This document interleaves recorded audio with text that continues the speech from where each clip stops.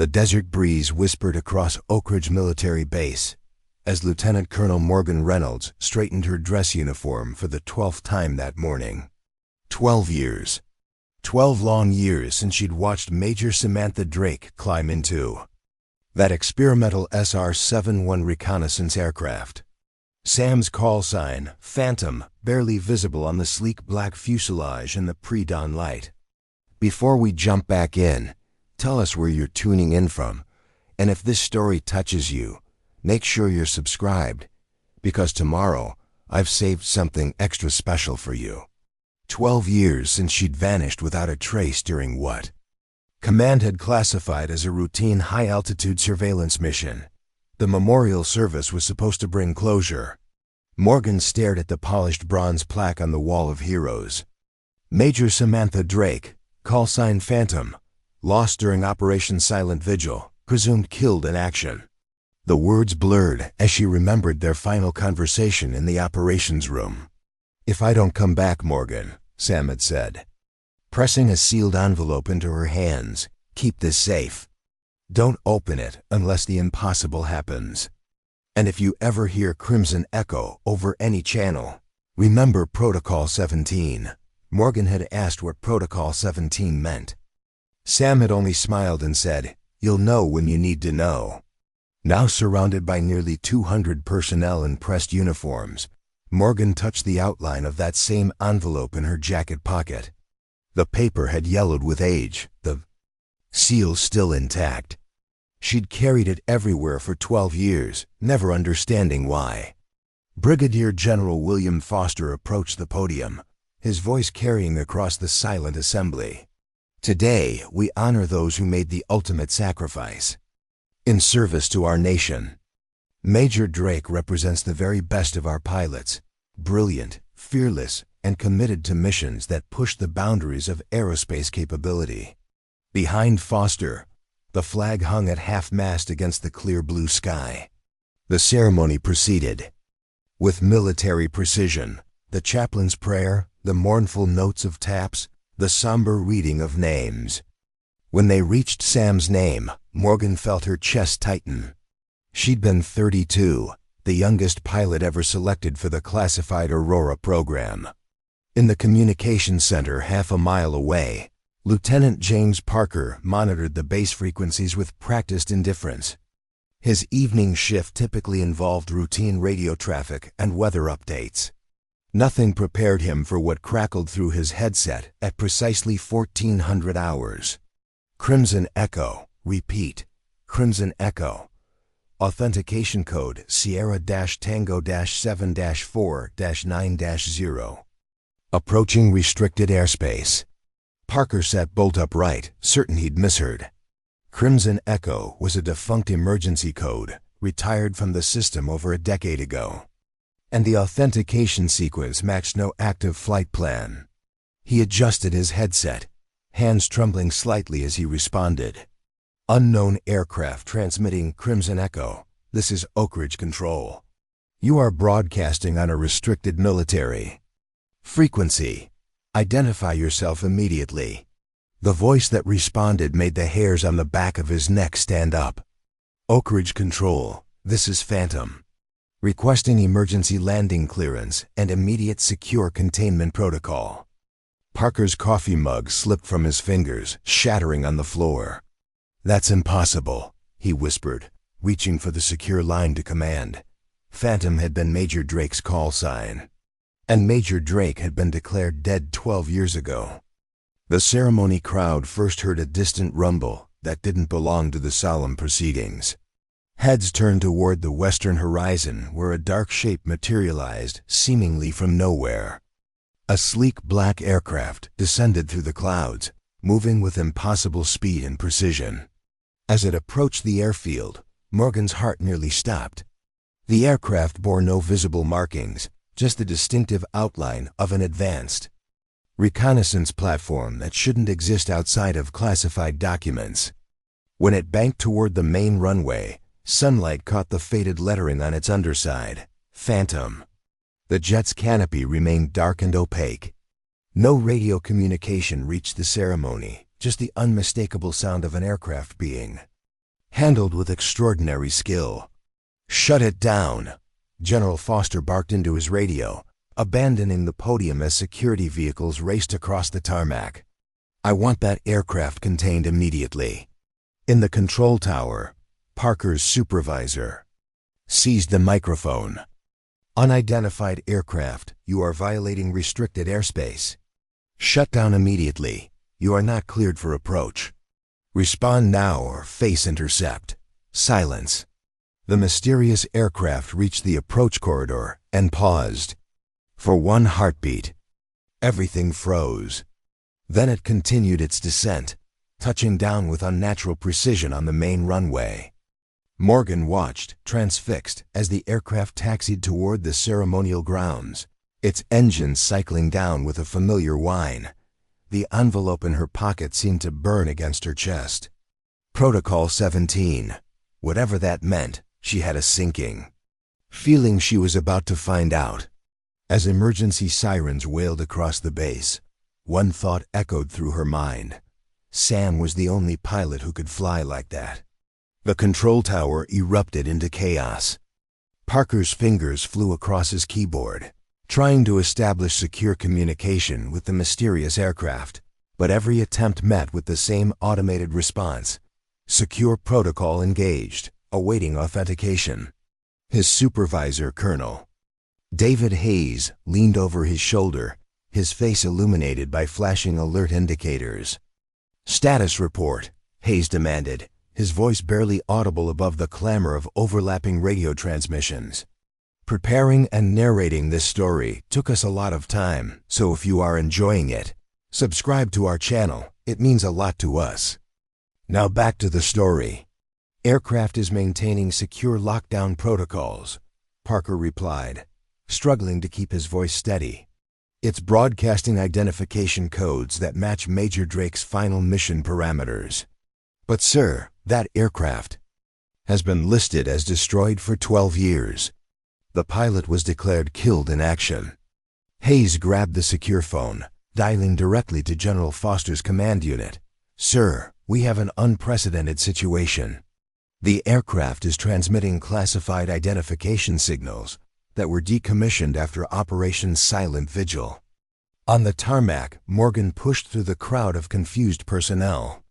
The memorial ceremony had dissolved into controlled chaos as security teams established a perimeter and officers shouted conflicting orders. But Morgan wasn't watching the vehicles or listening to the radio chatter. Her eyes remained fixed on the black aircraft sitting motionless on the runway. Dr. Rachel Winters, the base's chief psychologist, approached Morgan cautiously. She'd been the one to counsel Morgan through her grief after Sam's disappearance. She'd watched her blame herself for 12 years, convinced she could have prevented whatever happened during that final mission. "Morgan," she said gently, "you look like you've seen a ghost." Morgan turned to her, face pale beneath her tan. "Maybe I have.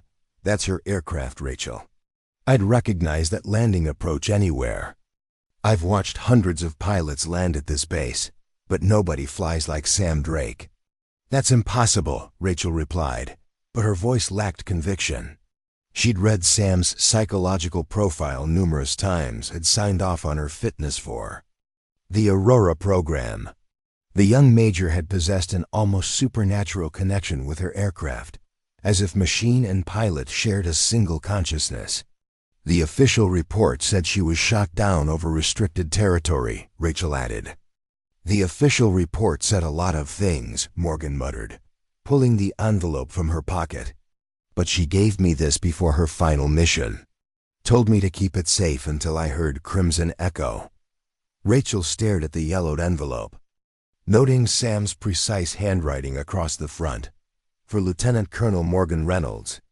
Open only upon confirmation of Crimson Echo. Morgan, you need to show this to General Foster immediately." Before she could respond, every electronic system at Oakridge Military Base began to fail. First, the ceremony speakers cut out mid-announcement. Then the security vehicles stalled simultaneously. The runway lights flickered and died. Even personal devices, phones, tablets, smartwatches went dark all at once. In the communications center, Parker watched in disbelief as his monitors blinked out one by one. "This isn't a power failure," he told Colonel Hayes, realization dawning. "This is a deliberate electronic countermeasure. Someone's overriding our entire communications infrastructure." Hayes grabbed the emergency radio, the only device still functioning. "All units, this is command. We are experiencing a complete electronic systems failure. Implement manual security protocols immediately." On the ground, General Foster stood beside his disabled vehicle, watching his base descend into technological darkness. His aide, Captain Michael Sullivan, approached with a flashlight and a grave expression. "Sir, we've lost contact with Northcom. Whatever's happening here isn't isolated to our base. The entire regional defense network is going dark." Foster's jaw tightened. In 30 years of service, he'd never witnessed anything like this. "Get me a hardline to the Pentagon. Use the analog backup if necessary. Sir, all communication channels are down. We're completely isolated." As if in response to his words, the aircraft canopy began to open with a hydraulic hiss that seemed unnaturally loud in the silent base. Steam rose from the cockpit as the pressurized cabin equalized with the outside air. "That's her," Morgan whispered, moving toward the perimeter despite the security officer's warnings. "She's coming back." The figure that emerged from the cockpit moved with deliberate grace, standing briefly on the wing before jumping down to the tarmac with military precision. The pilot wore a flight suit unlike any current military issue, midnight blue with silver reinforcement panels. The helmet remained in place, face shield reflective and opaque. As the mysterious figure approached the security perimeter, Morgan stepped forward, ignoring the drawn weapons of the security team. General Foster moved to intercept her, but she was already beyond the barricade. The pilot stopped 10 feet away, reaching up slowly to remove the helmet. As the face shield cleared, audible gasps spread through the assembled crowd. The woman looking back at them was unmistakably Major Samantha Drake, but changed in ways that defied explanation. Her once auburn hair was now streaked with silver despite her apparent youth. Her face remained as Morgan remembered it, but her eyes held something that sent chills down Morgan's spine. They were still the same vivid green, but now they reflected experiences no human should have survived. "Hello, Morgan," she said, her voice carrying clearly across the distance. "I told you I'd come back if you heard Crimson Echo." Morgan's knees nearly buckled. Behind her, she heard Dr. Winters's sharp intake of breath, followed by Colonel Hayes's voiceover. "The emergency radio. All units hold position. I repeat, hold position." General Foster stepped forward, his voice remarkably steady. "Identify yourself and state your authorization code." Sam looked at him with eyes that seemed to see more than just the man before her. "Major Samantha Drake, service number 8734521009, call sign Phantom. Authorization code Delta-Whiskey-November-6-6-2. She paused, glancing at the envelope still clutched in Morgan's hand. "I believe you've been keeping something from me, Colonel Reynolds. It's time you learned what Protocol 17 really means." The improvised command center in Hangar Charlie hummed with tension and confusion. Emergency generators had restored basic lighting, but most systems remained offline. Sam sat calmly at the metal table, her flight suit unzipped to reveal a strange mesh undergarment unlike any military issue. General Foster placed a recording device on the table, old technology, immune to whatever had disabled their electronic systems. "For the record, this debriefing is classified at the highest level. Major Drake, you've been listed as killed in action for 12 years. We notified your family. We held a funeral." Sam's expression remained neutral. "My parents died before I joined the program, General. My brother was informed of certain possibilities before I left. That's why I was selected for Umbra Initiative. No close attachments. Dr. Winters leaned forward, her clinical training visibly struggling against her astonishment. Samantha, we need to establish your mental state. You've been missing for 12 years. Where have you been? What happened during your final mission? I wasn't missing, Sam replied evenly. I was deployed. Protocol 17 is a deep cover contingency designed for threats that can't be addressed through conventional military channels. Morgan, who had been standing silently against the wall, finally spoke. The envelope said something about Crimson Echo being an activation phrase. What did you mean? Sam turned to her, her expression softening slightly. Tell me, Morgan, in the 12 years I've been gone, how many times has this base experienced unexplained technical failures? Communications glitches? Navigation anomalies? Equipment malfunctions that engineers couldn't quite explain? Colonel Hayes consulted his tablet, one of the few devices they'd managed to restart. Actually, we've documented an unusual pattern of system irregularities. Nothing catastrophic until today, but enough to prompt 3 complete infrastructure overhauls. Those weren't random failures, Sam said. They were probes. Someone has been testing our defenses, mapping our response protocols, identifying our vulnerabilities.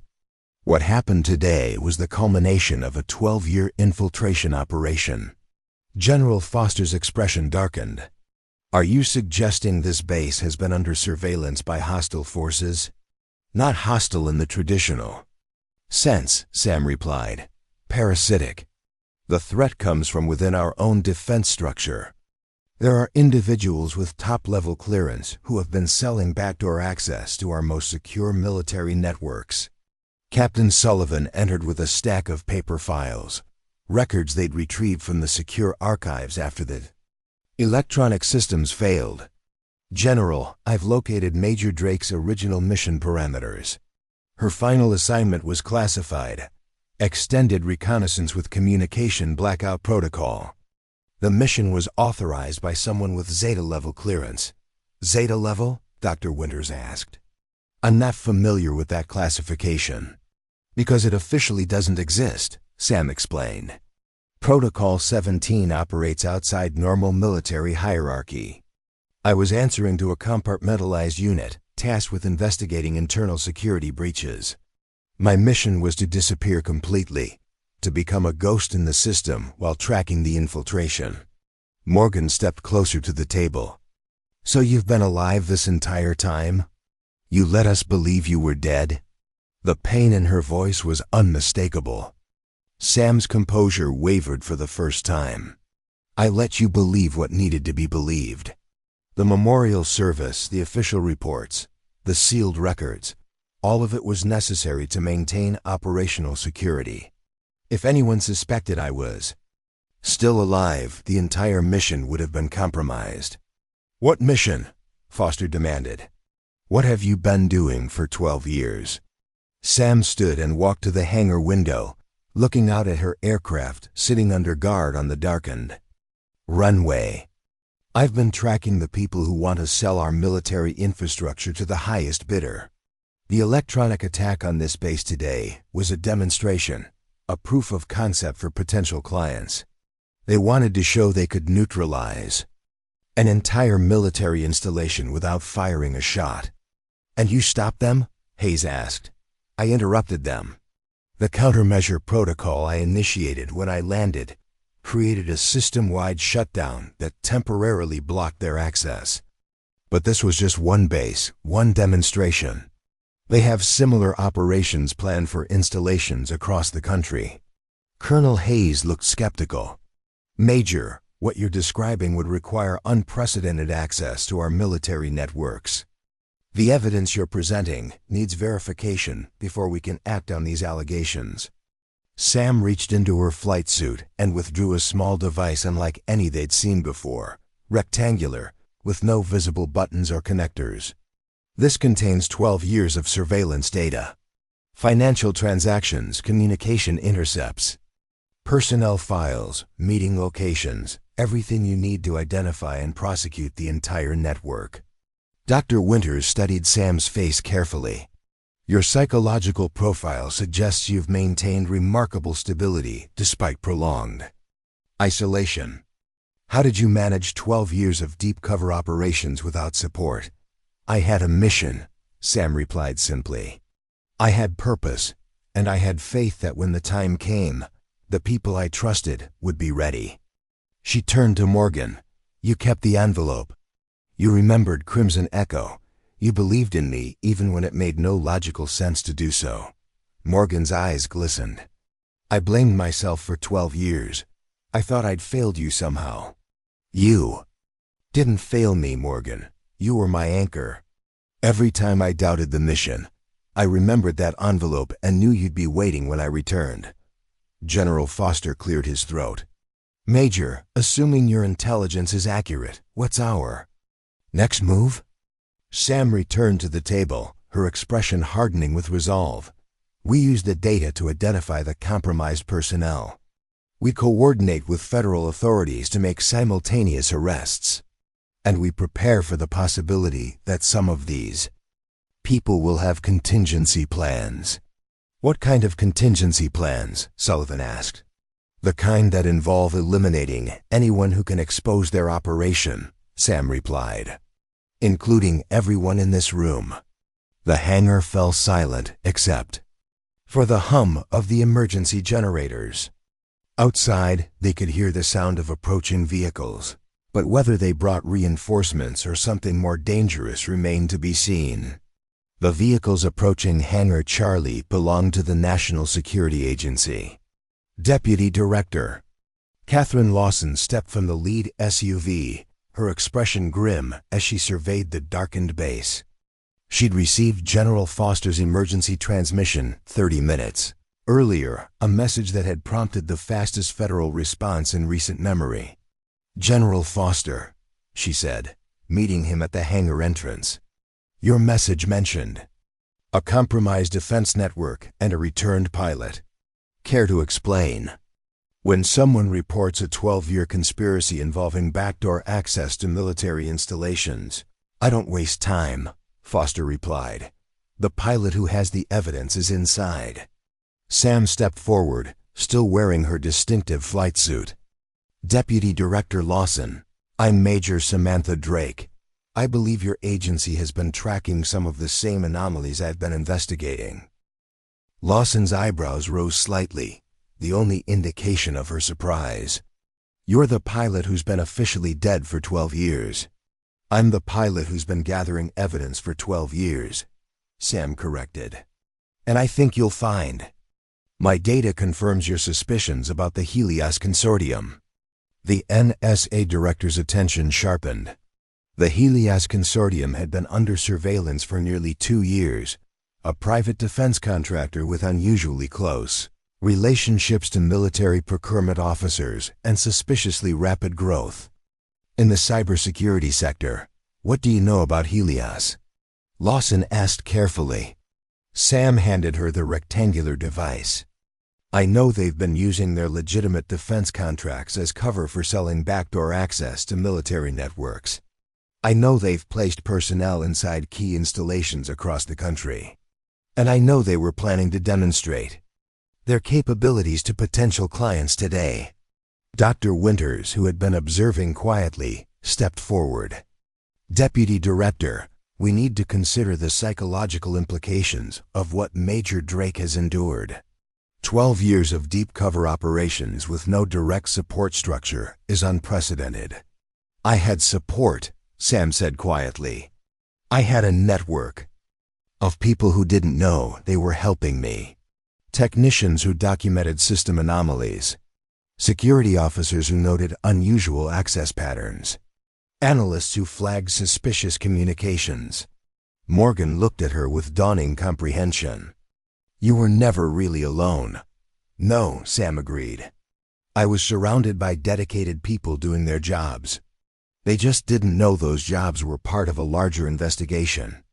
Deputy Director Lawson connected the device to a specialized tablet, her expression growing more serious as she scrolled through the files. This is remarkably comprehensive. Names, dates, access points, communication logs. The attack today was meant to be their showcase. The culmination of 12 years of infiltration, Sam confirmed. A complete electronic takeover of a military installation with no physical presence required. If it had succeeded, they would have buyers lined up around the world. Colonel Hayes joined the group, his face troubled. Major, some of these names are personnel I work with daily. Lieutenant Johnson from Communications. Captain Rodriguez from Security. They've been feeding information to Helios? Most of them have been compartmentalized, Sam explained. They likely don't understand the full scope of what they're involved in. They think they're participating in authorized security assessments or system upgrades. General Foster studied the data on Lawson's screen. How high does this go? High enough to authorize Protocol 17, Sam replied. That's why I had to disappear completely. The people behind this operation have clearance levels that would have given them access to any conventional investigation. Captain Sullivan rushed into the hangar with an emergency radio. General, we're receiving reports of similar electronic failures at installations in Nevada, Arizona, and Washington State. It's not just us. This is coordinated. Deputy Director Lawson was already coordinating with NSA field teams across the country. We need simultaneous intervention at all affected locations. If any of these people realizes we're onto them, the entire network will go dark. They already know, Sam said grimly. The moment I triggered the countermeasure protocol, they knew their demonstration had failed. They're going to start eliminating evidence and witnesses. As if summoned by her words, the sound of approaching helicopters filled the air. But these weren't military aircraft. They were unmarked civilian models, the kind used by private security contractors. Those aren't ours, Foster said, reaching for his sidearm. Sam was already moving toward the hangar's side exit. They're not here to make arrests. They're here to clean up loose ends. The first helicopter's searchlight swept across the hangar as armed figures rappelled from the aircraft. These weren't law enforcement officers. They were mercenaries, equipped with military-grade weapons and night vision equipment. Everyone down. Lawson shouted, drawing her weapon as the hangar's side door burst inward. But Sam was already gone, moving through the shadows toward her aircraft. The sleek black reconnaissance plane sat on the darkened runway like a dormant predator, waiting for its pilot to return. Morgan, she called. The secondary protocols are in the aircrafts. Secure system. If something happens to me, you know how to access them. The battle for Oakridge Military Base had begun, a battle that would determine whether 12 years of sacrifice and isolation would end in vindication or tragedy. The hangar erupted into chaos as the mercenaries advanced through the smoke and debris. Deputy Director Lawson coordinated with her NSA security team while General Foster organized his personnel into defensive positions behind heavy equipment. How many? Foster shouted over the gunfire. At least 15, Colonel Hayes replied, his service weapon trained on the main entrance. Professional contractors, not regular security. Dr. Winters crouched behind a tool cabinet with Captain Sullivan, both trying to maintain communication with the outside world while staying out of the line of fire. I've got an ESA reinforcements en route, Sullivan reported. ETA 20 minutes. We might not have 20 minutes, Lawson replied. Grimly, these people aren't here to negotiate. Outside, Sam had reached her aircraft and was performing the fastest pre-flight check of her career. The advanced systems came online with remarkable speed, responding to her touch as if the machine recognized its pilot. Phantom to any friendly units, she broadcast on the emergency frequency. I'm initiating aerial countermeasures. Hold your positions and prepare for electronic restoration. The jet's engines spooled up with a distinctive whine that cut through the sound of gunfire. Sam taxied toward the runway, her aircraft systems illuminating the battlefield below in wavelengths invisible to the naked eye, but crystal clear too. Her enhanced flight helmet. In the hangar, Morgan had taken position near the communication equipment, using her technical expertise to jerry-rig power to the essential systems. "She's airborne," she reported to the others. "But what can she do from up there?" The answer came moments later as the reconnaissance aircraft's advanced electronic warfare systems engaged. The mercenaries' communication suddenly filled with static. Their night vision equipment flickered and failed. Even their weapons, those with electronic targeting systems, began to malfunction. "Their electronic systems are failing, Deputy," Director Lawson observed, watching through the hangar windows as the attackers began to fall into disarray. "She's countering their technology advantage." But the ground assault continued. The mercenary leader, a tall woman with a distinctive scar across her jawline, directed her team with hand signals and backup equipment. They had anticipated electronic countermeasures. "They're trying to reach the command center," Colonel Hayes warned. "If they destroy the secure servers, we lose our local backup of Sam's evidence." Sam's voice crackled through the emergency radio. "Negative. The data is already being transmitted on secure NSA channels." Deputy Director Lawson, "Confirm receipt of complete data package." "Confirmed," Lawson replied. "The evidence is being processed at 3 separate secure locations. Even if they destroy every computer on this base, we have what we need." The mercenary leader heard the transmission and made a quick hand signal to her team. Their mission parameters had changed. If they couldn't destroy the evidence, they would eliminate the witnesses. "They're changing tactics," General Foster realized. "This isn't about the data anymore. This is about silencing everyone who knows the truth." The battle intensified as the mercenaries pressed their assault. But they hadn't counted on the determination of military personnel defending their own base. The defenders fought with coordinated precision, using their knowledge of the terrain to maximum advantage. Dr. Winters, despite her non-combat role, found herself treating wounded personnel while maintaining a psychological assessment of the situation. "These people are taking enormous risks," she told Deputy Director Lawson during a brief lull in the fighting. "They're sacrificing tactical advantage for speed. They're desperate." "They're facing treason charges," Lawson replied. "Life imprisonment. Possibly worse. They have nothing left to lose." Above the battle, Sam coordinated the defense with extraordinary precision. Her aircraft's advanced sensors tracked every movement on the ground, relaying tactical information to the defenders while simultaneously jamming the attackers' remaining communications. "This is Deputy Director Lawson," she heard over the radio. "We have confirmed NSA helicopters approaching from the northwest. Reinforcements are 3 minutes out." The tide of battle began to turn as the mercenaries found themselves caught between the defending base personnel and the approaching federal response team. "Surrender now and you'll receive due process," Lawson announced over the emergency broadcast system. "Continue fighting and you'll be treated as hostile combatants." The mercenary leader surveyed her diminishing options, calculating odds that were rapidly turning against her.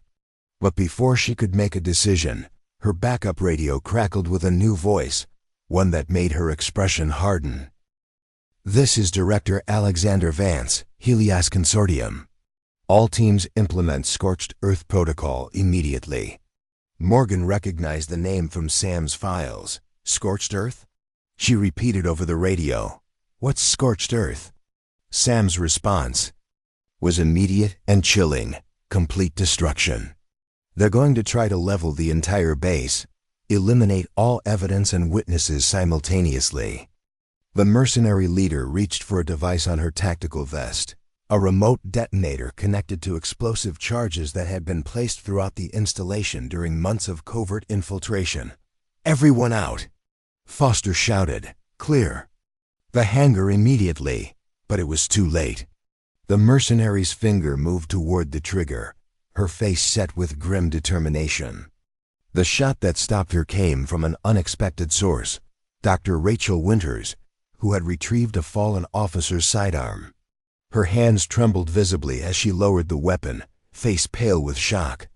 "I couldn't let her," she whispered. "You saved everyone on this base," Deputy Director Lawson said, securing the detonator. That device could have triggered explosives throughout the entire installation. The remaining mercenaries, seeing their leader down and their escape routes cut off by approaching NSA helicopters, began to surrender. The battle for Oakridge Military Base was over, but the larger war against the conspiracy was just beginning. The sun rose over Oakridge Military Base to reveal a scene of controlled activity. NSA personnel secured the installation, processing evidence and interviewing witnesses while military teams worked to restore the base's damaged systems. The detained mercenaries were being transported to secure federal facilities, their equipment cataloged as evidence. In the base's main conference room, Deputy Director Lawson presided over a secure video conference with intelligence directors, military officials, and federal prosecutors from across the country. The evidence Sam had gathered was being simultaneously analyzed by teams of specialists who were already building cases against the identified conspirators. "The scope is even broader than we initially suspected," Lawson reported. "We're looking at compromised personnel at 23 military installations, 4 defense contractors, and at least 3 senior officials who were being paid to influence security protocols." Sam sat at the far end of the table, her flight suit finally exchanged for standard military fatigues. The 12 years of isolation had marked her in subtle ways. She appeared simultaneously younger than her chronological age, yet somehow weathered by experiences few could comprehend. But there was also unmistakable relief in her bearing, the lightness that comes when a long-carried burden is finally set down. "The arrests are proceeding according to plan," continued Lawson. "We've taken 42 individuals into custody, including the entire executive leadership of the Helios Consortium. The financial evidence alone will secure convictions on charges of espionage, conspiracy, and treason." General Foster leaned forward. "What about the electronic attacks on the other bases? Were they contained?" "Affirmative," replied Admiral Jonathan Reeves, speaking from the Pentagon via secure line. Major Drake's countermeasure protocols created a cascading failure in their network. The attacks on the other installations were neutralized within minutes. Dr. Winters, who had been observing Sam throughout the debriefing, finally spoke. "We need to address the psychological impact of what Major Drake has endured. 12 years of deep cover operations is unprecedented. There will be significant readjustment challenges." "I had purpose," Sam said quietly. "I had the knowledge that people like Morgan were maintaining the cover story, that intelligence analysts were piecing together the anomalies I was documenting, that officers like General Foster were asking the right questions about security breaches." Morgan, who had been uncharacteristically silent throughout the morning, finally looked up from the technical reports she'd been reviewing. "Sam, I need to ask, the modifications to your aircraft, the advanced systems, where did you get the resources for that level of enhancement?" A slight smile crossed Sam's face. "Protocol 17 comes with substantial off-books funding. I've been operating outside official channels for 12 years, but I haven't been operating without resources. The aircraft modifications were necessary to maintain surveillance capabilities and prepare for this exact scenario." Colonel Hayes entered with updated intelligence reports. "Major Drake, we've verified your data against our own security assessments. The correlation is remarkable. Every unexplained system failure, every anomalous access pattern, every personnel transfer request that raised flags, they all connect to your documented network. That's because I was cataloging them in real time," Sam explained. "Protocol 17 operatives are embedded in situations where conventional intelligence gathering would be detected. We become the living record. Admiral Reeves's voice carried clear concern. "Major, we need to discuss your future status. Officially, you've been dead for 12 years. Your military records, your social security number, your entire legal identity was terminated. Reintegrating you into normal society will require extraordinary measures." "I don't want reintegration," Sam said firmly. "Protocol 17 exists because there are threats that conventional military and intelligence services can't address. This conspiracy was one example. There are others." Dr. Winters leaned forward, professional concern evident in her expression. "Samantha, you've sacrificed 12 years of your life to this mission. You've missed normal human experiences, relationships, career advancement, personal development. Don't you want to reclaim some of that?" "I've grown more in 12 years of Protocol 17 than I would have in 30 years of conventional service," Sam replied. "I've developed capabilities that can't be taught in any training program. Most importantly, I've learned that sometimes the greatest service requires the greatest sacrifice." Deputy Director Lawson closed her laptop. "The immediate threat is contained, but the legal proceedings will take years. We'll need Major Drake's testimony for numerous trials." "The evidence speaks for itself," General Foster said firmly.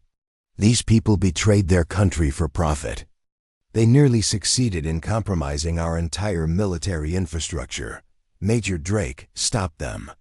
Captain Sullivan entered with an urgent message. "General, we're receiving communications from other Protocol 17 operatives.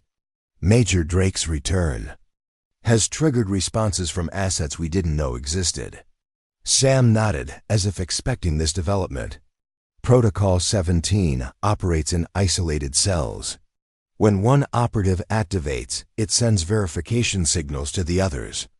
There are likely several other operatives around the world who are now preparing to surface with their own intelligence." "How many people are involved in this program?" Admiral Reeves asked. "Need to know basis," Sam replied. "I know my mission and my contacts, but I don't know the full scope. That's by design. If any one operative is compromised, they can't expose the entire network."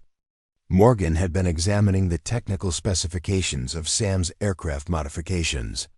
"The level of advancement here is remarkable. You've essentially created a mobile intelligence platform that can operate completely off-grid for years."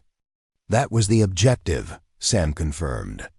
"Traditional intelligence assets require regular handler contact, secure communications, extraction protocols. Protocol 17 operatives are designed to function autonomously until activation." Dr. Winters made a note in her file.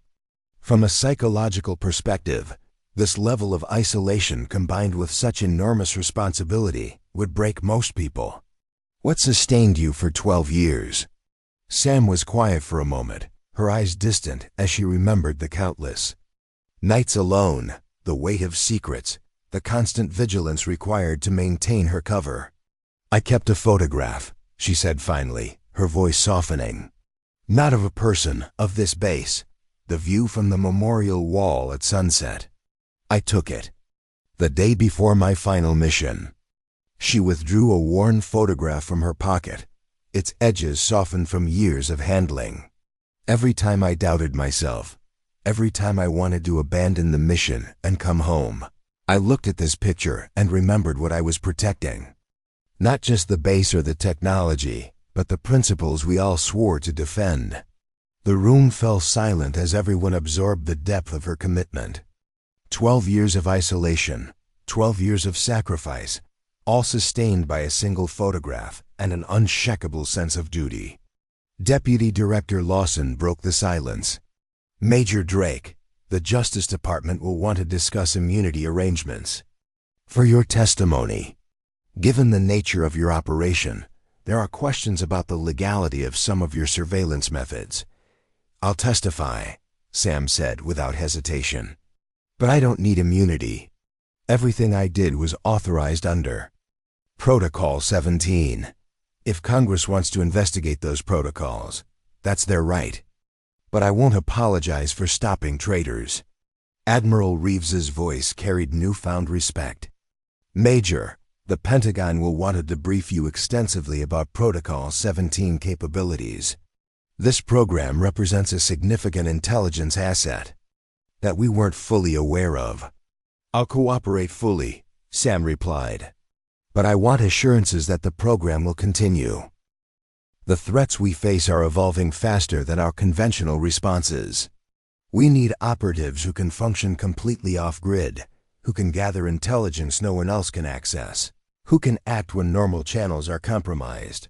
General. Foster stood, his decision made. Major Drake, I'm recommending you for immediate promotion to Lieutenant Colonel, with full reinstatement of your military status. Your service record will reflect a 12-year classified assignment successfully completed. Sam stood up, her decision clearly made. I want to go back into the field. Protocol 17 has identified at least 2 other infiltration networks operating within our defense infrastructure. With Helios exposed, these other organizations will accelerate their timelines. You want to disappear again? Dr. Winters asked, unable to hide her concern. I want to fulfill my purpose, Sam replied with quiet determination. For 12 years, I've been a ghost in the system. But ghosts can move through walls that stop everyone else. They can witness things that remain hidden from official investigations. They can gather evidence that would never survive legal scrutiny. Morgan finally spoke, her voice heavy with emotion. What about the people who mourned you? What about the friends who carried guilt for 12 years? Do we just pretend the last decade never happened? Sam turned to her, expression softening. You keep my memory alive, Morgan. You and Rachel and everyone else who knew me before. The person I was lives on in your memories. The person I am now serves a different purpose. She stood, adjusting her borrowed uniform with military precision. Protocol 17 operatives don't get traditional endings. We don't receive medals or retirement ceremonies. We get the knowledge that somewhere, in ways no one will ever fully acknowledge, we made a difference. The conference room fell silent as everyone confronted the implications of her words. Here was a woman who had willingly erased herself from existence, who had sacrificed every normal human connection for the sake of national security, and who was prepared to do it again without hesitation. 3 weeks after the events at Oakridge Military Base, the media coverage had begun to fade. The official story described a successful counterintelligence operation that had neutralized a significant cyber threat. The details remained classified. The heroes unnamed, the true scope of the conspiracy hidden behind layers of security protocols. Sam stood in Hangar Delta, where her reconnaissance aircraft had been housed for the past 20 days, now filled with advanced equipment and personnel from agencies that existed only as acronyms and classified documents. Her aircraft had been upgraded yet again, fitted with technology that pushed the boundaries of aerospace capability. Dr. Winters approached with a final psychological evaluation report. Your assessment came back with flying colors, which isn't surprising given your extraordinary resilience. But Sam, I have to ask one last time. Are you absolutely certain this is what you want? It's not about what I want, Sam replied, running her hand along the aircraft's sleek fuselage. It's about what needs to be done. Protocol 17 has identified a new threat: defense contractors selling quantum encryption algorithms with hidden backdoors to foreign intelligence services. The operation is centered in Eastern Europe with connections to several compromised officials in our diplomatic corps. How long this time? Dr. Winters asked quietly. Unknown. Could be 3 years, could be 10. Deep cover operations don't follow convenient timelines. Deputy Director Lawson joined them, carrying a secure case. Your new identity package is complete. Dr. Eleanor Matthews, quantum cryptography specialist, recently recruited by the Palmer Institute. Your background includes doctoral work at Cambridge and research positions at 3 private tech firms. And my extraction protocols? Same as before. You maintain communication blackout until mission completion, or until circumstances force activation. The difference is that now we know Protocol 17 exists. So if something happens, we won't spend 12 years thinking you're dead. Morgan emerged from beneath the aircraft, having completed the final systems check. Her hands were stained with specialized lubricant, but her eyes were clear for the first time in years. She's ready. Everything checks out perfectly. She stood, wiping her hands on a cloth. I have something for you. From her pocket, she withdrew a small titanium case. Inside was a new photograph, the same angle from the memorial wall that had sustained Sam through 12 years of isolation, but updated to show the base as it stood today. The same sunset, the same view, but with subtle changes that marked the passage of time.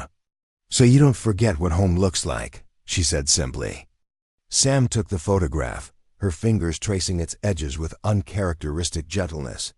Thank you, Morgan, for everything. For keeping faith when it seemed irrational. For maintaining the cover story all these years. For being the anchor that kept me connected to who I used to be. Who you used to be. Morgan repeated. What about who you are now? I'm a guardian, Sam replied without hesitation. Someone who stands watch when others can't. Someone who goes places others don't see. Someone who does things others aren't permitted to do. I'm a ghost who protects the living. General Foster approached with Captain Sullivan at his side. Lieutenant Colonel Drake, your orders have been sealed at the highest classification level. Officially, you're being transferred to a Joint Special Operations Task Force. Unofficially, you're saving the country again. Sir, I have one request. When I disappear this time, I want the memorial wall updated. Instead of listing me as presumed killed in action, I want it to read on extended assignment. For the families of other Protocol 17 operatives, so they know their loved ones might still be out there. Foster nodded solemnly. Approved. The wall will reflect the truth that some of our finest serve in ways that require them to vanish from the world, but not from our memory or our gratitude. Colonel Hayes delivered the final mission briefing. Your target organization is called the Quantum Collective.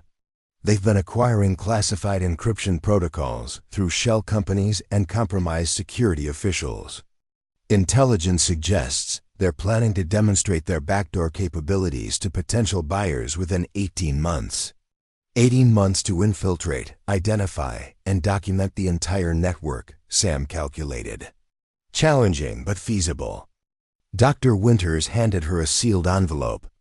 This contains contact protocols for a secure psychological support network. Protocol 17 operatives have access to counseling resources, but only through very specific channels.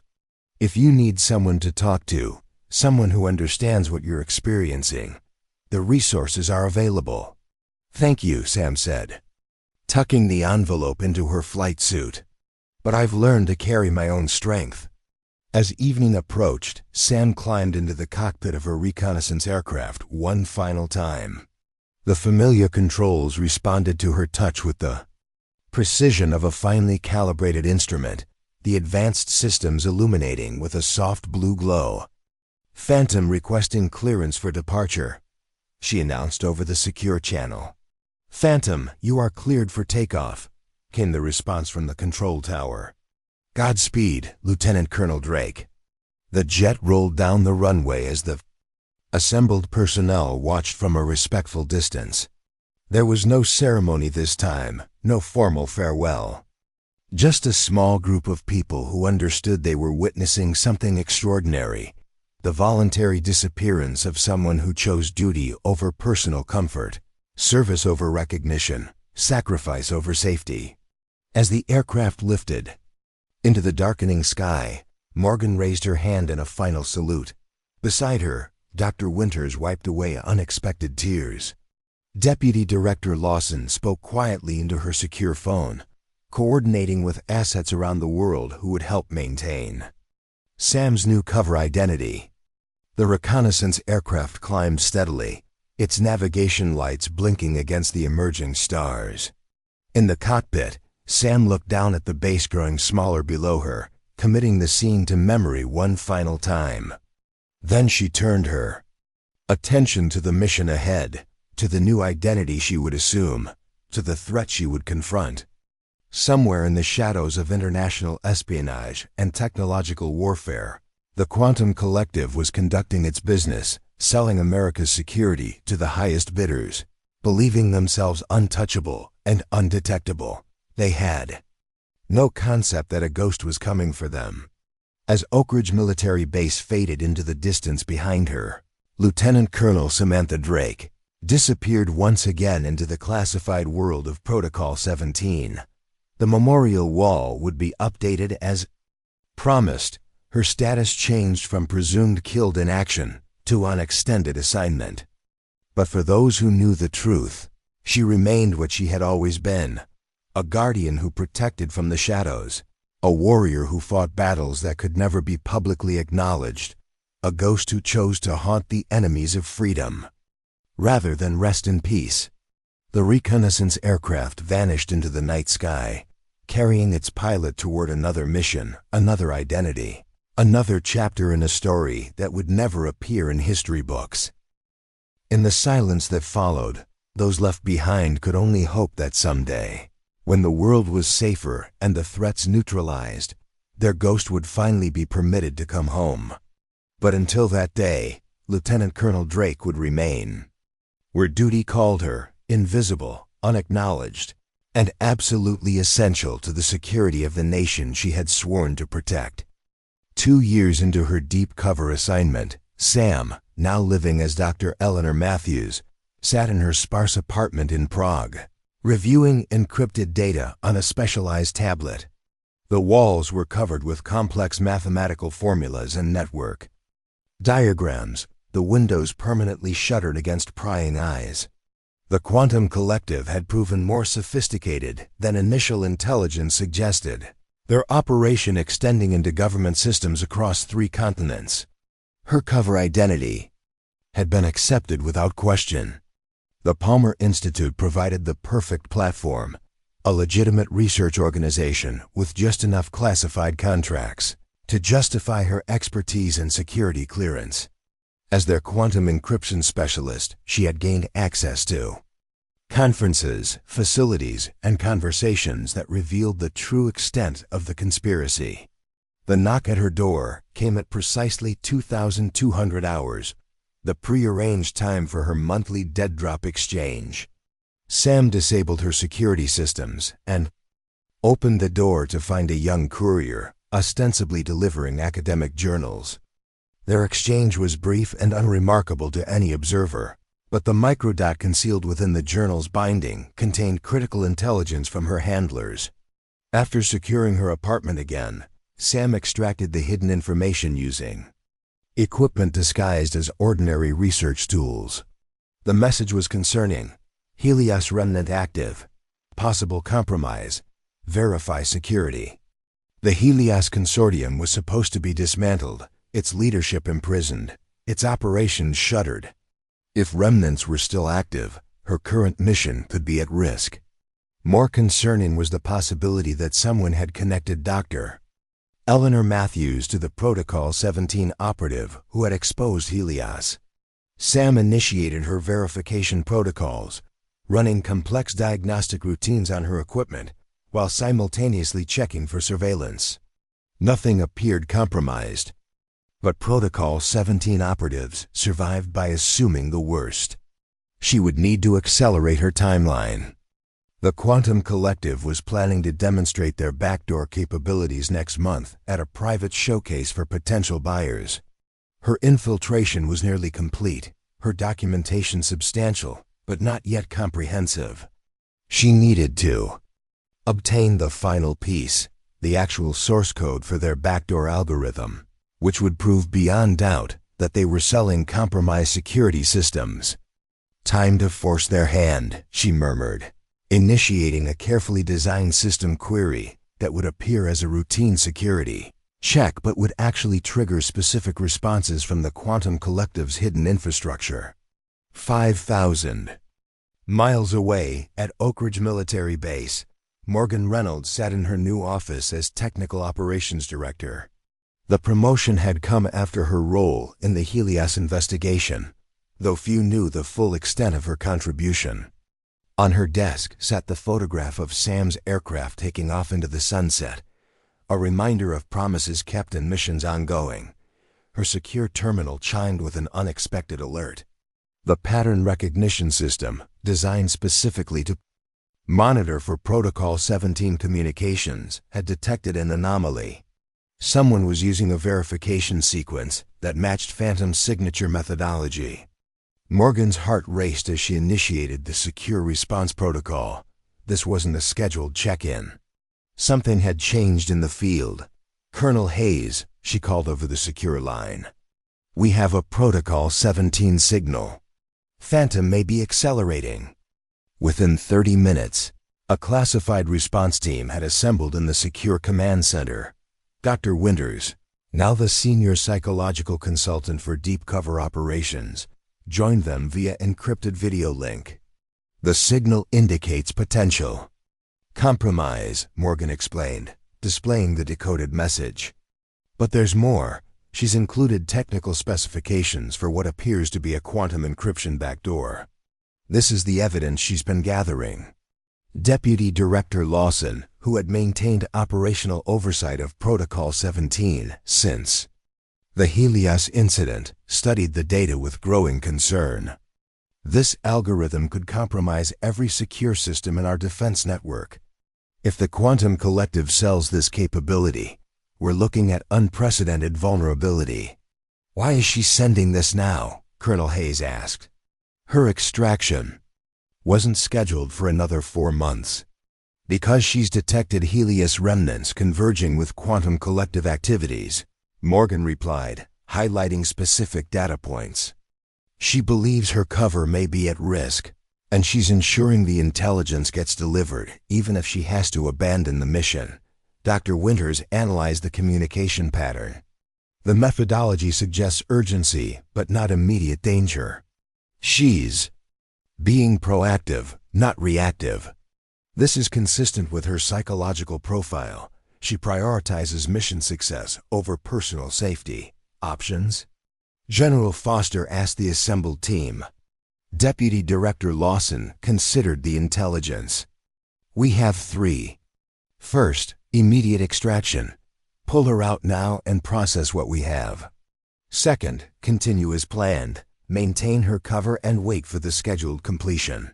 Third, accelerated timeline. Provide additional resources to help her complete. Documentation before potential compromise." "She's requesting option 3, Morgan noted, indicating a specific sequence in the communication. "She wants to finish what she started." General Foster made the decision. "Authorize accelerated timeline. Provide whatever resources she needs, but prepare extraction assets in case the situation deteriorates." As the team mobilized to support their invisible operative, Sam was attending a private demonstration at the Quantum Collective's research facility outside Prague. Dr. Eleanor Matthews, respected quantum encryption specialist, had been invited to evaluate their revolutionary security protocol for potential implementation at the Palmer Institute. What the Quantum Collective didn't realize was that their guest had spent 2 years mapping their entire operation, identifying every compromised official, documenting every illegal transaction, and was now about to witness the final piece of evidence needed to dismantle their organization. The lead developer, Dr. Viktor Petrov, guided her through the secure facility with evident pride. "What we're about to show you represents the future of encryption technology. Quantum-resistant, unbreakable by conventional means, and compatible with existing infrastructure." Sam maintained her cover perfectly, asking appropriately technical questions, while her specialized glasses recorded everything. "The transition from current protocols concerns me. How do you ensure there's no vulnerability during implementation?" Petrov smiled, leading her to a specialized demonstration area. That's precisely what makes our system unique. The integration layer creates a seamless transition with zero exposure. What he didn't say, what Sam already knew from months of covert investigation, was that this integration layer contained the sophisticated backdoor that would give the Quantum Collective's clients access to any system using their encryption. We've scheduled a comprehensive demonstration for select clients next week, Petrov continued. Government representatives from several nations will be attending. We'd be honored if the Palmer Institute would consider sending an observer. I'd be delighted to attend, Sam replied, knowing this event would provide the final documentation needed to complete her mission. The Institute is always interested in cutting-edge security solutions. As they toured the facility, Sam's trained eyes noted subtle security changes, additional guards, enhanced scanning procedures, new surveillance cameras. The Quantum Collective was increasing their protection measures, possibly in response to the same intelligence that had prompted her accelerated timeline. That evening, as she processed the day's recordings in her apartment, Sam detected unusual network activity around her secure communications. Someone was probing her digital perimeter, testing for weaknesses with sophisticated precision. The intrusion attempts bore the distinctive signature of former Helios operators. "They're getting close," she murmured, initiating her contingency protocols. She had 72 hours to complete her mission before her cover would be compromised. The demonstration event would be her final opportunity to gather conclusive evidence.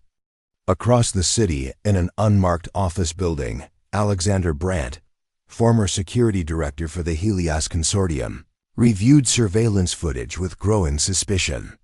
After escaping the federal dragnet 2 years earlier, he had rebuilt his operation within the Quantum Collective, bringing his expertise in counterintelligence to their security apparatus. "Run the facial recognition comparison again," he instructed his team. "Focus on micro-expressions and movement patterns."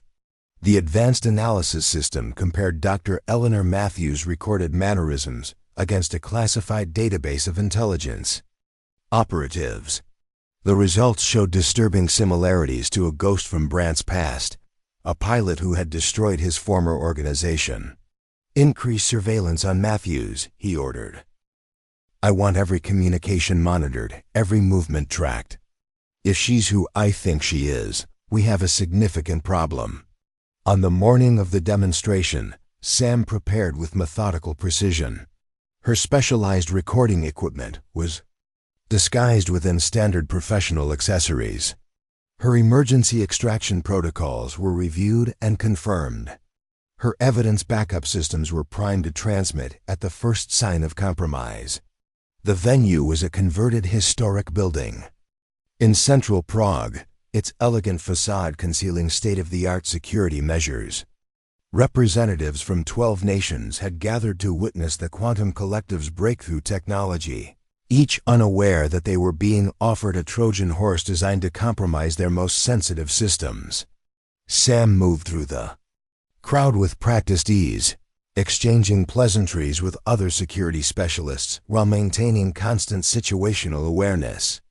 Halfway through the technical presentation, she noticed security personnel moving with subtle purpose toward specific positions. Their communication pattern suggested coordinated action rather than routine security. At precisely the moment Dr. Petrov began demonstrating the algorithm's integration capabilities, revealing the exact technical specifications Sam needed to document, she observed Alexander Brandt entering the room from a side entrance, his eyes scanning the attendees with predatory focus. Sam continued recording the critical technical demonstration while simultaneously preparing for imminent compromise. When Brandt's gaze finally locked onto her position, the slight narrowing of his eyes confirmed her worst fears. He knew the next 90 seconds would determine the success or failure of her 2-year mission. The critical algorithm specifications continued to display on the presentation screen. Information that would conclusively prove the Quantum Collective's criminal intent. Sam needed just 40 more seconds of recording before she could initiate her emergency extraction.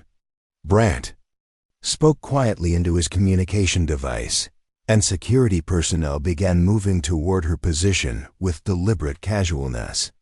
The room's exits were systematically being covered, the security pattern shifting to isolation and containment.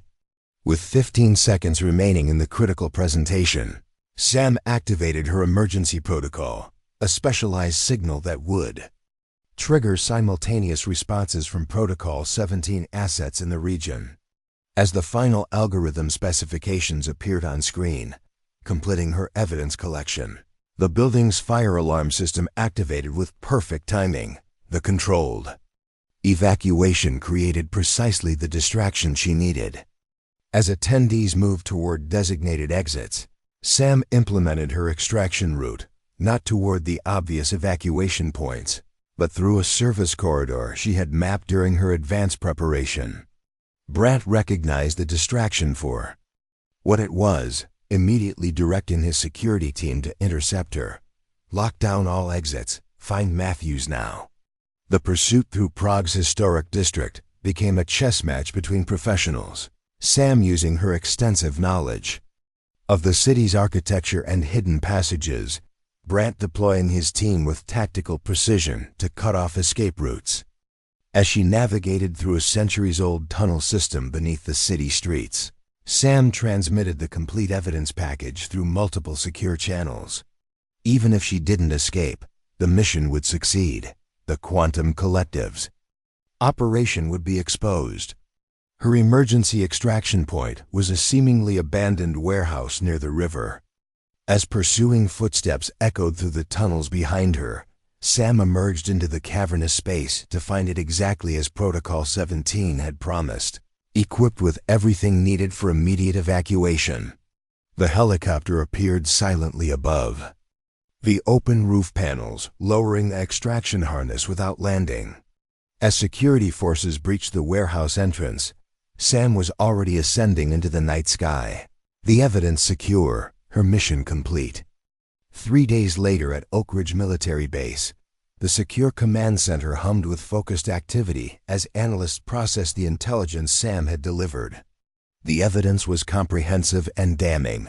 Complete documentation of the Quantum Collective's operations, their compromised officials, their client list, and most importantly, the backdoor algorithm that proved their criminal intent.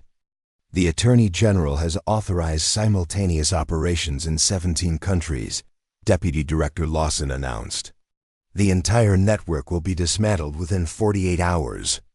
Morgan studied the mission completion report with mixed emotions. And Phantom? Safe, General Foster confirmed. Currently at our secure facility in Ramstein. Debriefing is already underway.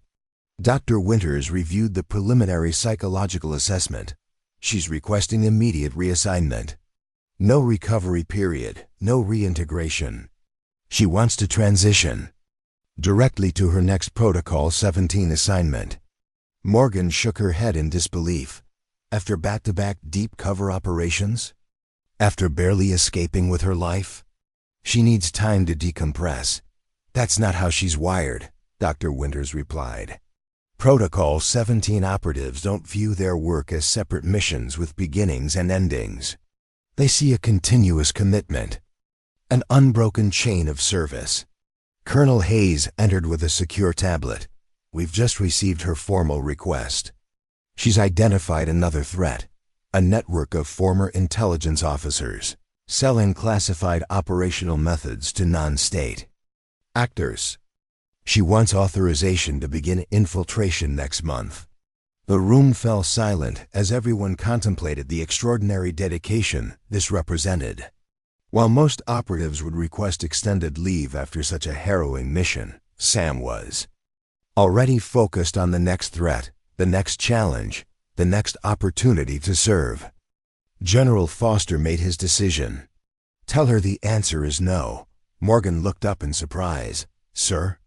Tell her she's coming home, Foster continued. Not for a brief respite before disappearing again, but to help us build something new. Protocol 17 needs to evolve. We need a training program, operational guidelines, support infrastructure.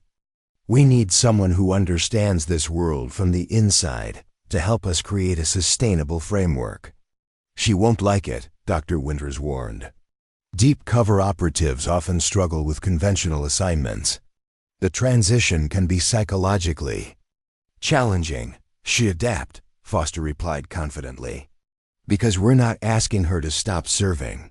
We're asking her to multiply her impact by creating more operatives like herself, guardians who can stand watch in the shadows.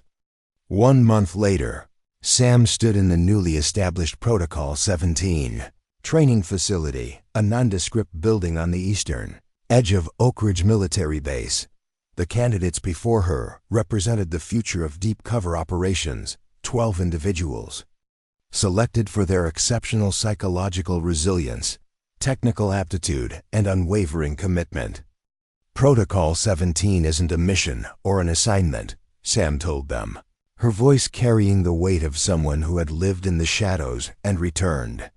It's a commitment to become something most people can't understand, a ghost who protects the living, a guardian who stands watch when conventional defenses fail, a sentinel who sacrifices normal existence for abnormal service.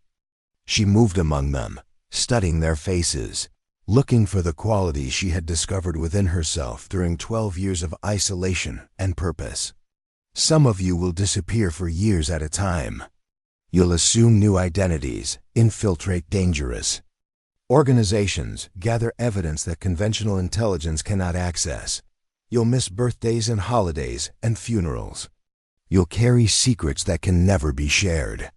You'll perform services that can never be acknowledged. She paused, allowing the reality of this commitment to settle among them. But you will never be truly alone.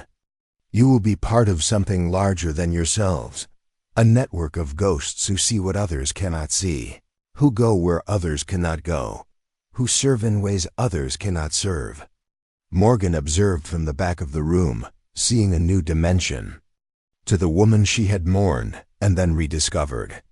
Sam wasn't just a deep cover operative anymore. She was becoming a leader, a mentor, the architect of a new generation of guardians. Dr. Winters joined her, speaking quietly. She's found a way to continue her mission while reconnecting with her humanity. It's the healthiest outcome we could have hoped for. Will she ever fully come back? Morgan asked. Will she ever completely return to the world she left behind? That world doesn't exist anymore, Dr. Winters replied thoughtfully. And neither does the person she was before, Protocol 17. But she's creating something new, a bridge between the shadows and the light, a way to serve both worlds. As the training session concluded, Sam approached them with purpose in her, stride and clarity in her eyes. The Quantum Collective case files are complete, she reported. All principal targets have been apprehended.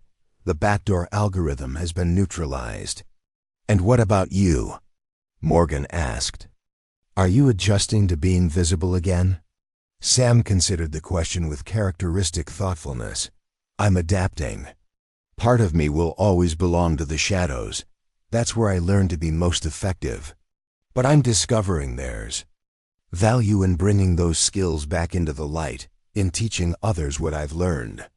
The first class looks promising, Dr. Winters observed. They have potential, Sam agreed.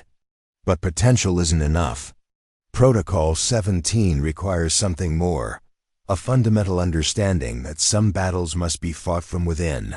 Some enemies must be confronted in their own territory. Some threats can only be neutralized by those willing to become ghosts.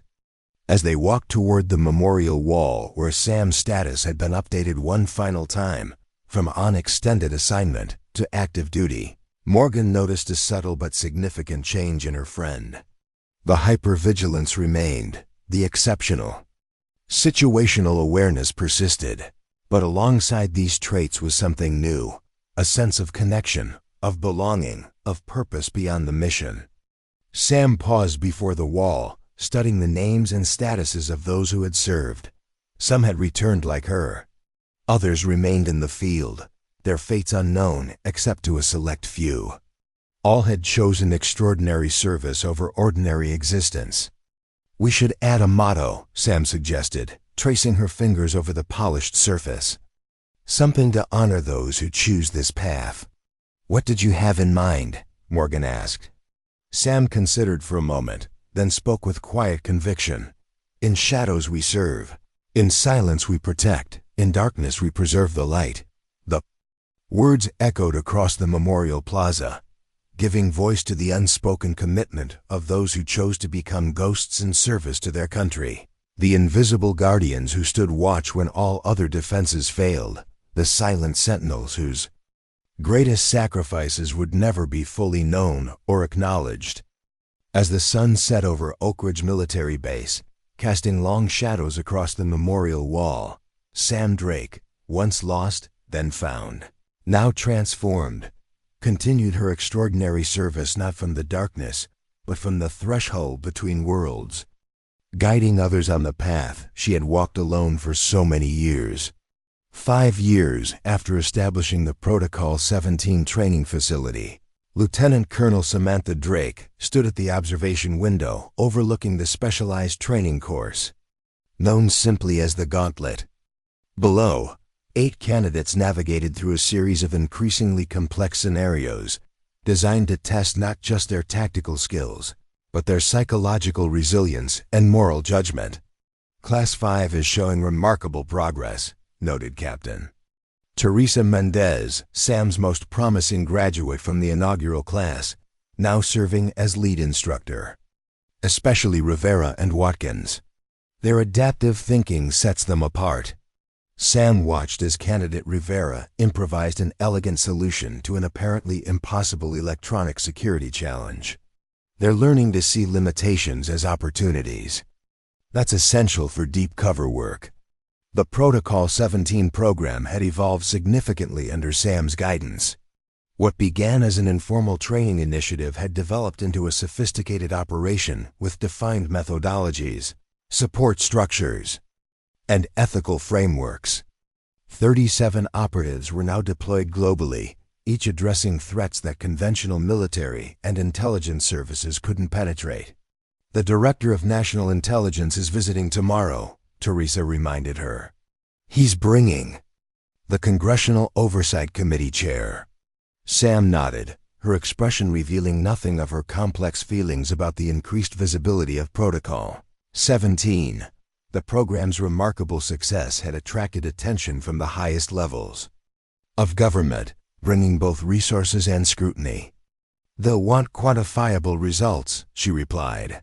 "Have the analysts prepare the Blackstone and Helix operation summaries. Those demonstrate clear metrics without compromising operational security." As Teresa departed to make arrangements, Morgan Reynolds joined Sam at the observation window. Now serving as Deputy Director of Special Programs, Morgan had become the critical bridge between Protocol 17 and the traditional military command structure. "Thinking about tomorrow's visitors?" Morgan asked, recognizing the subtle tension in Sam's posture. "Thinking about balance," Sam replied.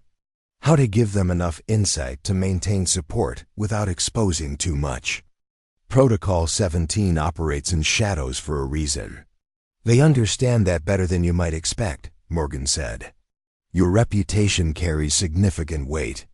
When the woman who came back from the dead after 12 years says something is necessary, people listen."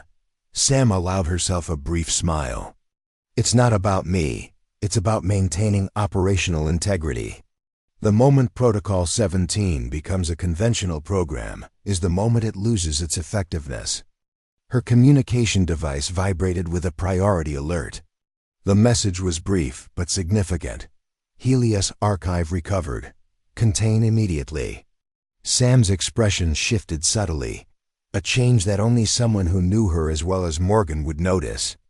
"The Helios archive was never supposed to exist," she said quietly. "Every intelligence assessment confirmed it was destroyed during the original operation. What exactly is it?" Morgan asked as they walked briskly toward the secure command center. A comprehensive database of deep cover operatives, informants, and assets. Not just ours, but from allied services as well. If it exists and if it's been compromised. She didn't need to complete the sentence. Both women understood the catastrophic implications. Dozens, perhaps hundreds of covert operatives could be exposed, their missions compromised, their lives endangered. The command center was already transitioning to crisis operations when they arrived. General Foster, now approaching retirement, but still the senior authority on Protocol 17, had activated the secure conference system. The Helios archive has surfaced in Singapore, he announced without preamble. NSA detected its encryption signature during routine monitoring of dark web marketplaces. Someone is auctioning it to the highest bidder. Confirmation? Sam asked, immediately shifting into operational mode. Partial. The sample data includes details of 3 discontinued operations that weren't public knowledge. Analysis indicates high probability of authenticity. Sam studied the preliminary intelligence with focused intensity. Timeline? Auction closes in 72 hours. We need to locate and secure the archive before completion. The implications were clear to everyone in the room. This wasn't just a potential intelligence breach. It was a direct threat to operatives in the field, including many that Sam had personally trained and deployed. Options? General Foster asked, looking directly at Sam. 3 possibilities, she replied without hesitation. First, cyber intervention. Attempt to hack the auction platform and remove the listing. Second, financial intervention. Outbid all other participants and secure the archive. Third, direct intervention. Identify the seller and extract both the archive and the seller. Cyber team reports the auction platform uses distributed architecture with redundant security, Colonel Hayes noted. Hacking attempt would likely fail and alert the seller. Financial intervention carries its own risks, Morgan added. We have no guarantee the seller would actually deliver the authentic archive after payment. They could distribute copies. Regardless. Sam nodded, having already reached the same conclusion. Direct intervention is our only viable option. We need a team in Singapore immediately. General Foster studied her with knowing eyes. You're planning to lead this operation. Personally. It wasn't a question.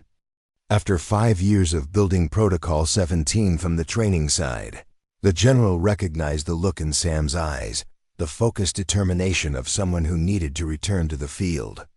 I'm the most qualified, Sam stated simply. I know the Helios case better than anyone. I understand how Alexander Brandt thinks, how he operates. If he's involved in this, I'll recognize his patterns. Brandt was never apprehended after the Quantum Collective operation, Morgan reminded everyone. He disappeared completely. Intelligence suggested he was killed in an unrelated incident in Eastern Europe 2 years ago. Reports of his death were convenient, Sam replied. Too convenient. This has his signature, using valuable intelligence as bait, creating a controlled auction to flush out interested parties. It's consistent with his methodology. General Foster made his decision. Prepare a direct intervention operation. Lieutenant Colonel Drake will command, with operational support from Captain Mendez and tactical support from Team Echo. Wheels up in 90 minutes. As the command center mobilized, Dr. Rachel Winters pulled Sam aside. After years of working together, the psychologist had become one of the few people who could speak candidly with the Protocol 17 director. You've been waiting for this, Rachel observed. A reason to go back into the field. Sam didn't deny it. Part of me never left. The training program is vital, but there are moments when direct action is necessary. Just remember you're not alone anymore, Rachel reminded her. You've built something remarkable here, a community of people who understand the shadows. Don't revert to operating as a ghost when you have a team behind you. Sam acknowledged the wisdom with a nod. I've learned that lesson the hard way. 18 hours later, Sam led a small team through the crowded streets of Singapore's Chinatown district. The humid evening air carried the mingled scents of street food, incense, and tropical flowers. Overhead, lanterns swayed gently in the breeze, casting patterns of light and shadow that provided perfect cover for their movement. Captain Mendez walked beside her, both women dressed as business tourists, their specialized equipment concealed within ordinary accessories. 4 blocks behind them, Team Eco maintained a loose surveillance perimeter, ready to converge if necessary. The auction signal originated from within this 6-block radius, Teresa noted, consulting her disguised scanner. Our cyber team has narrowed it to 3 possible locations. Sam absorbed the information while maintaining complete situational awareness, a skill honed through years of deep cover operations. Her eyes continuously scanned the crowds, noting patterns, identifying potential threats, seeking the subtle indicators that would reveal their target. There, she said quietly, nodding toward a tea house nestled between more prominent establishments. 3rd floor, corner window. See the signal repeater disguised as a decorative element. Teresa followed her gaze. Good catch. Definitely not standard infrastructure. The pattern matches Brandt's preferred configuration, Sam continued. He always establishes multiple transmission points, but keeps physical access to the primary node. That building likely contains the actual server hosting the auction. They continued past the location, maintaining their cover as they completed a casual circuit of the neighborhood. Sam identified 4 additional security measures protecting the tea house, all sophisticated, all nearly invisible to anyone without specialized training. Frontal approach isn't viable, she concluded as they regrouped in a nearby market. Too many layers, too many opportunities for detection. We need to change the dynamic. How? Teresa asked. Sam's eyes held the gleam that her trainees had come to recognize, the look that preceded her most creative solutions. We don't try to break into his operation. We get him to invite us in. The plan came together with precision born of extensive training and shared understanding. While Team Echo established the surveillance on all access points, Sam and Teresa prepared for their unconventional approach. The auction platform requires specialized authentication, Sam explained. But Brandt will have created a backdoor, a way for privileged clients to contact him directly. That's his pattern. He can't resist maintaining personal connections to high-value prospects. Using intelligence developed during the original Helios operation, they crafted a digital identity that would attract Brandt's attention, a representative of a reclusive collector with specific interest in intelligence architecture. Message sent, Teresa confirmed. Now we wait.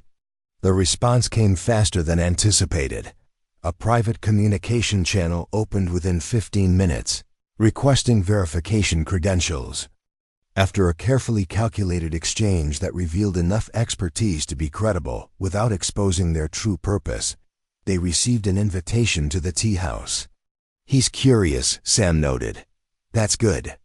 Curiosity will override caution. As they approached the tea house, Sam maintained a perfect balance of confidence and deference, the bearing of someone accustomed to representing powerful interests. The hostess led them to a private room on the 3rd floor without requesting identification, indicating their digital credentials had been accepted. The man waiting for them was not Alexander Brandt. Ms. Chun, Mr. Keita, the stranger greeted them, using their cover identities. I understand you represent a client interested in our exclusive offering. Sam assessed him instantly, mid-30s. Military bearing despite the expensive civilian clothes, subtle scar tissue suggesting facial reconstruction. Not Brandt, but definitely ex-intelligence, likely one of his lieutenants from the Helios operation. Our client prefers verification. Before commitment, Sam replied, adopting the precise tone of a professional intermediary. The sample data was intriguing but limited. For an acquisition of this magnitude, more substantial confirmation is required. The man studied them with practiced intensity. Your client's identity remains confidential. How do we establish mutual trust? Through mutual vulnerability, Sam suggested smoothly. You provide additional verification of the product. We provide proof of financial capacity. Both parties demonstrate good faith without full exposure. Their host considered this, then nodded slightly. Acceptable approach. Wait here. When he left the room, Teresa gave Sam a questioning look. Think he suspects? He's cautious but not alarmed, Sam replied quietly. Brant would have recognized me immediately, regardless of my appearance changes. This man is authorized to conduct preliminary screening, but not to close transactions. So Brant is involved, almost certainly. The question is whether he's physically present or operating remotely. Their host returned with a secure tablet.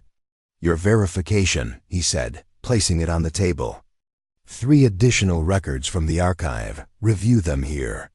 The device cannot connect to external networks. The information displayed on the screen confirmed their worst fears. The Helios archive was authentic, containing operational details. That would compromise dozens of ongoing missions and endanger countless operatives. Sam maintained her professional demeanor while signaling Teresa with a prearranged gesture, confirmation that direct intervention was now justified. This appears consistent with our client's interests. I'm authorized to arrange a viewing of the complete archive. That won't be possible, their host replied. The complete transfer occurs only after payment confirmation. Our client's parameters require verification of the complete product, Sam insisted. Standard procedure for acquisitions exceeding 50 million euros. The mention of the specific amount created the calculated effect, a flicker of interest that overrode caution. Such verification would require special arrangements. I would need to consult with my principal. Please do, Sam encouraged. We have full transaction authority if our conditions are met. When he stepped out again, Sam moved with decisive efficiency. Signal Echo Team, full containment protocol. And alert Morgan that we have confirmation. The archive is authentic and complete. Within 90 seconds, the building was secured by Team Echo, their operation so precise and silent that other patrons remained unaware of their presence. Their host was detained while attempting to access a concealed exit, and 3 additional security personnel were neutralized without incident. The server room is secured, reported Echo Team's leader through their encrypted communication system.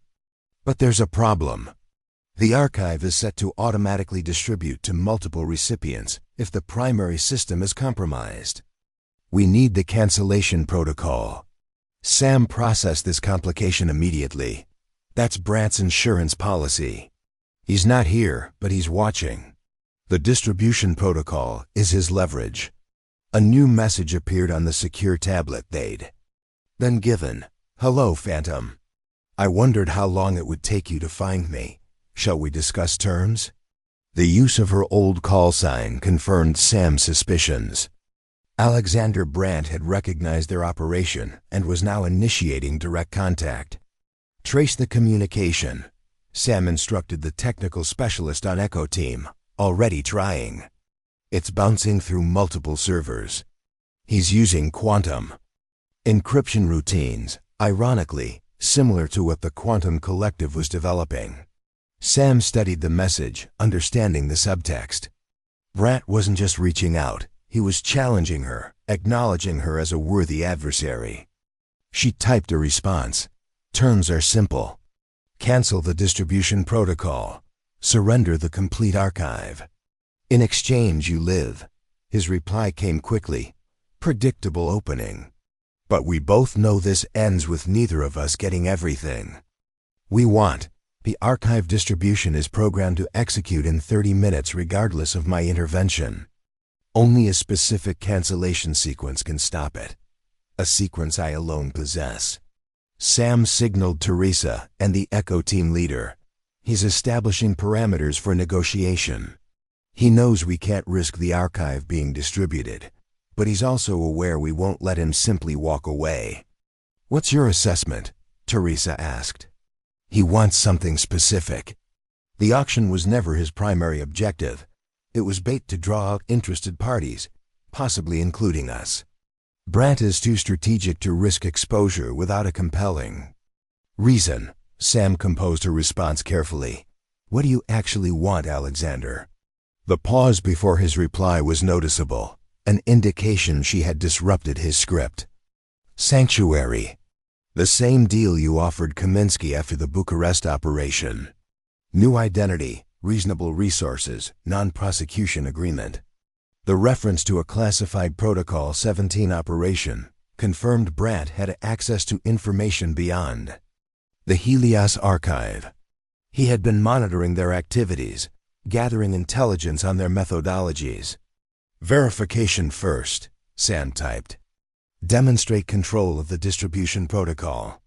A moment later, the server room team reported a change in the system status. Distribution countdown paused. He definitely has remote access and control. Sam considered their options with the focused clarity that had defined her operational success.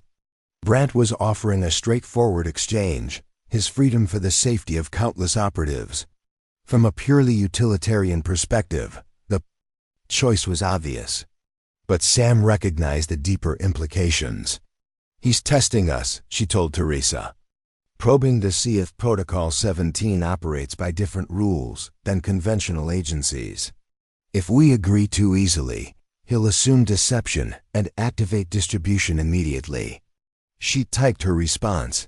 Prove your claim about the distribution protocol. Show us the failsafe system. Brant provided access codes to a hidden section of the server architecture, revealing an elaborate distribution mechanism set to deliver encrypted packets to 27 recipients worldwide. Verification confirmed, reported the technical team.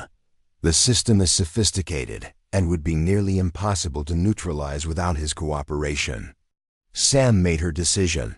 Tell Brant we agree to his terms with 3 conditions. First, complete surrender of all copies of the archive. Second, full disclosure of how he obtained it. Third, cooperative debriefing on all his activities since the Quantum Collective operation. You're actually considering giving him sanctuary?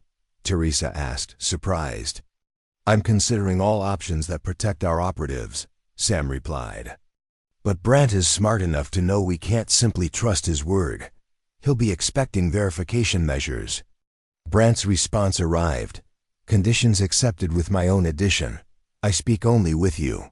Drake, directly, no intermediaries. No recording devices, no surveillance. Old-school tradecraft rules. The request confirmed Sam's assessment of his true motivation. This wasn't just about sanctuary. Brant wanted something more personal. Arrange it, she instructed Echo Team. Secure location, standard safety. Protocols, but be prepared for contingencies. Brant never enters a situation without multiple exit strategies.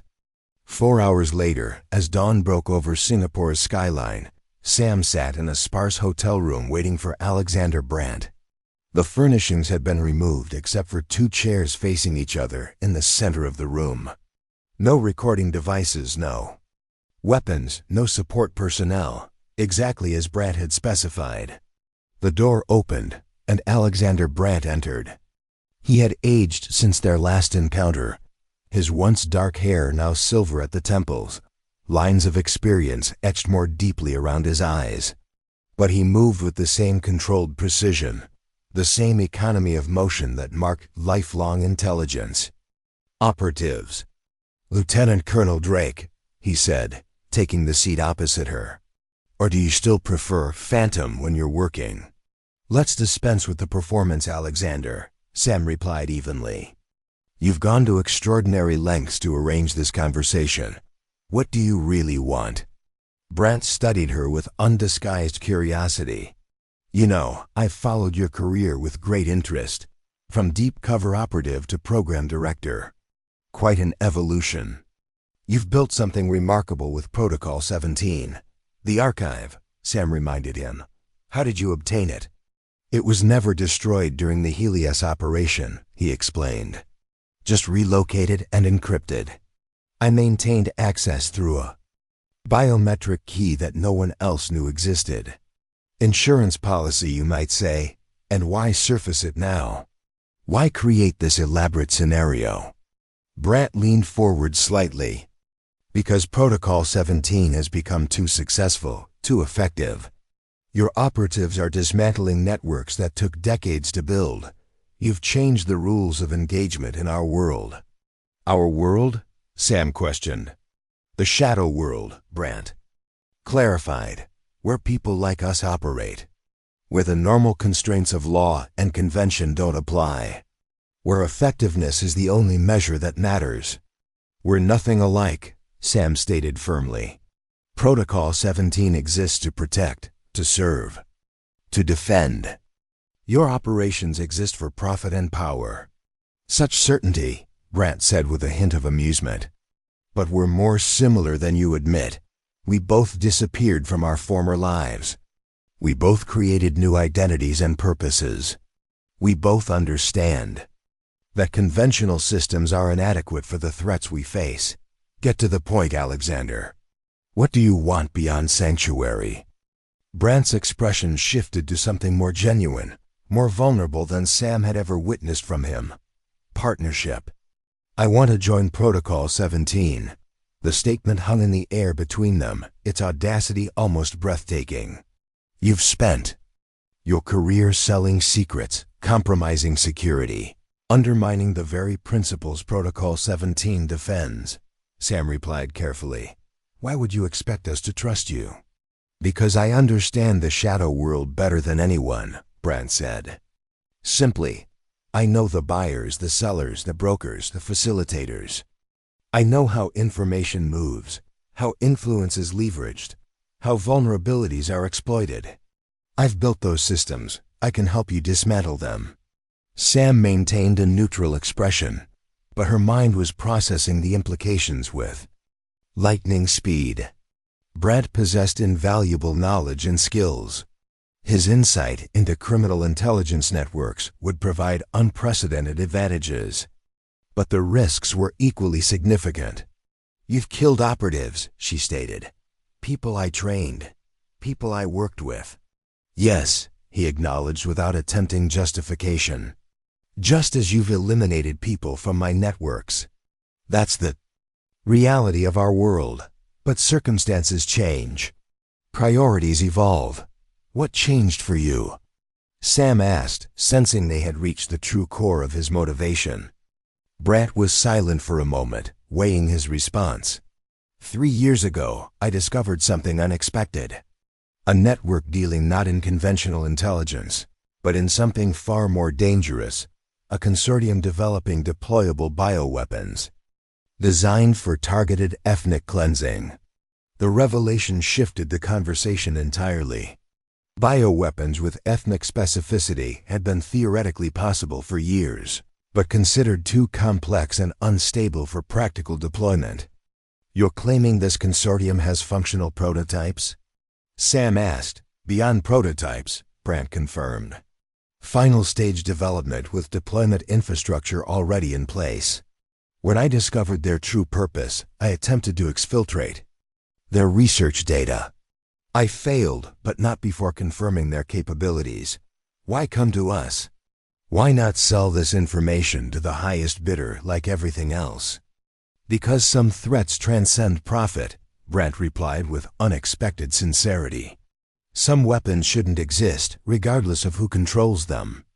And because Protocol 17 is the only organization with the operational capacity to eliminate this threat without conventional constraints. Sam studied him carefully, searching for deception. But her years of experience in reading people told her that beneath his calculated exterior, Brant was conveying genuine concern. The Helios archive, she said, understanding dawning. It wasn't just leverage, it was your way of demonstrating value. Brant nodded, a gesture of good faith. Significant enough to get your attention, valuable enough to demonstrate my seriousness. If what you're saying is true, we need evidence. Verification. I anticipated that, Brandt replied, reaching slowly into his jacket and withdrawing a small data device. Everything I've gathered on the consortium, research facilities, personnel, supply chains, test data.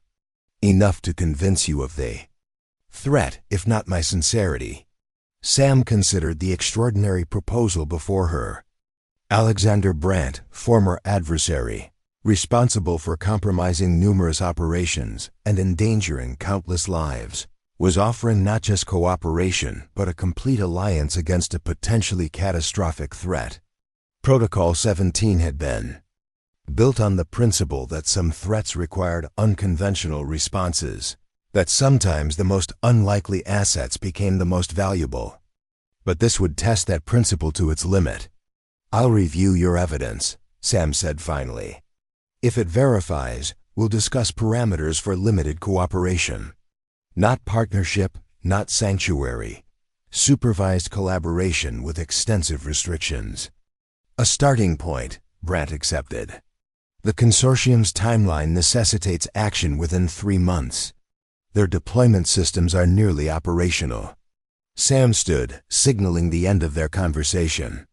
The archive cancellation protocols, implement them now. Brandt produced a specialized device and entered a complex sequence. Initiated. The distribution has been permanently canceled and all remote copies are being wiped. You can verify. Through your technical team. As he moved toward the door, Brandt paused. You know, Drake, when I first recognized your operation in the Quantum Collective, I couldn't understand what motivated someone to abandon their identity, their connections, their entire existence for a cause. After 3 years pursuing this consortium, I think I'm beginning to understand. The door closed behind him, leaving Sam alone with the data device and the weight of a decision that could reshape Protocol 17's fundamental purpose. She had built the program to operate in shadows, to navigate moral complexities that conventional agencies couldn't address. Now those principles would face their greatest test. Her communication device signaled confirmation that the Helios archive had indeed been secured. All copies neutralized, all distribution channels closed. At least one mission objective had been achieved. As Sam prepared to rejoin her team, she reflected on the journey that had brought her to this moment, from a pilot, presumed killed in action, to the architect of a program that operated in the spaces between conventional defense systems. Every step had required faith in a purpose larger than herself, trust in principles that transcended traditional boundaries. The challenge Brandt presented was not just operational but philosophical. Could Protocol 17's commitment to protection extend to collaboration with someone who had once been its target? Could the program's mission encompass not just the defense of national security, but the preservation of humanity itself? These questions would require not just her judgment, but the collective wisdom of the community. She had built Morgan's strategic insight, Rachel's psychological perspective, Teresa's operational expertise, and General Foster's ethical guidance. Protocol 17 had evolved beyond a single operative into a network of guardians, each contributing unique strengths to their shared purpose. As dawn brightened over Singapore, Lieutenant Colonel Samantha Drake prepared to lead her team into yet another chapter of their extraordinary mission, not as a ghost operating alone in shadows, but as the center of a constellation of guardians committed to protecting what mattered most, even when that required navigating the darkest territories of human conflict. Up next, you've got 2 more standout stories right on your screen. If this one hit the mark, you won't want to pass these up. Just click and check them out. And don't forget to subscribe and turn on the notification bell so you don't miss any upload from us.